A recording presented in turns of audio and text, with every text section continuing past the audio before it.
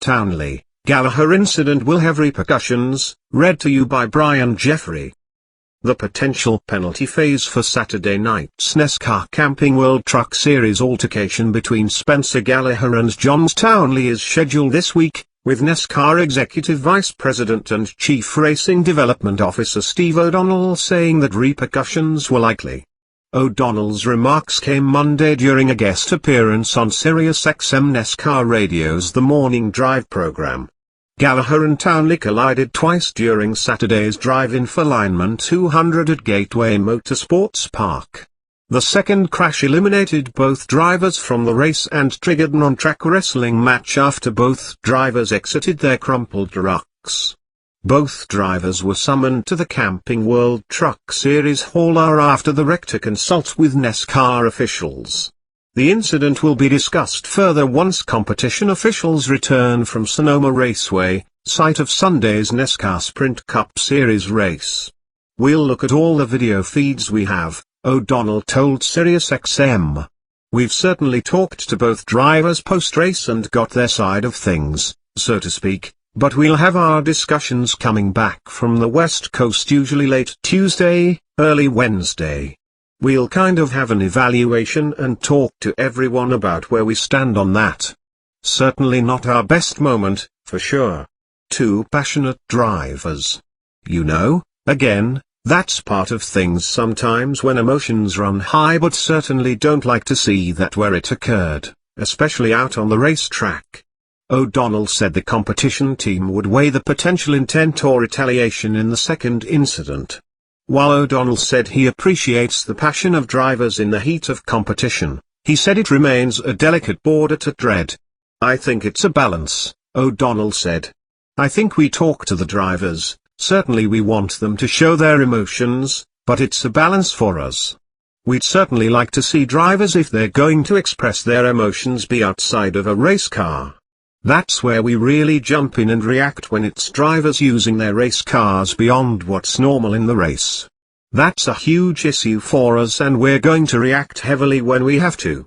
In this case, there still will be repercussions, for sure, but again we want to make sure drivers, if they're going to do anything, are outside of their car, but certainly don't encourage what happened at Gateway." Gallagher issued a statement through his team's GMS Racing Facebook account. As the NASCAR Sprint Cup Series returns to Daytona International Speedway for the Coke Zero 400 powered by Coca-Cola, 7:45 p.m. ET, NBC, MRN, SiriusXM NASCAR Radio, it will mark 1 year since Austin Dillon's tumbling last lap crash into the 2.5-mile track's catch fencing. O'Donnell lauded the safety measures that kept Dillon uninjured and said that officials at the NASCAR Research and Development Center were busy with more than a dozen initiatives designed to improve safety.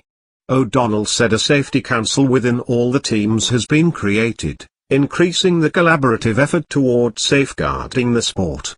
"I think what often gets forgotten is this is a dangerous sport, so we're going to do everything in our power to protect the drivers, the crews and the fans, so that's our number one priority," O'Donnell said.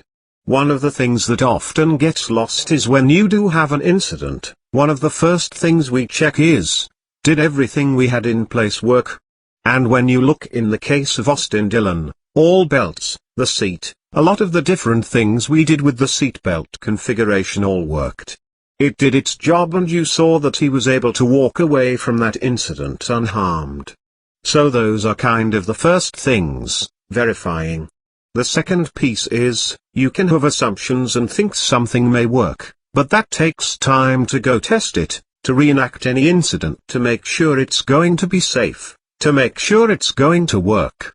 And then work with the teams, and the teams have been tremendous in terms of when they know there's something that's going to work, getting it in the car, we do that immediately, but there is a process you've got to go through to make sure the assumptions work, then you're able to go test them so you know you're ready at high speed for everything to work as it was designated to."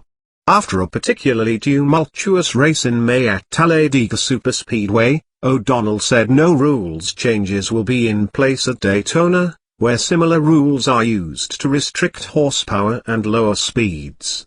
I think we looked at a lot of things more specifically around Talladega when we go back, O'Donnell said of the Alabama Tracks race date in October. We saw the race in Daytona and certainly felt we were in a good place heading into that race, but again I go back to the number of projects that are ongoing with the race teams, so some of those may not be as visible to some of the drivers out there, but very confident that the race teams know where we are and what we're working together to achieve. O'Donnell said he applauded the full contact racing between Tony Stewart and Denny Hamlin in the last lap of Sunday's Sprint Cup race at Sonoma, where Stewart claimed a crowd-pleasing victory to end an 84-race skid. I'm not surprised, O'Donnell said of the largely positive reaction to Stewart's win.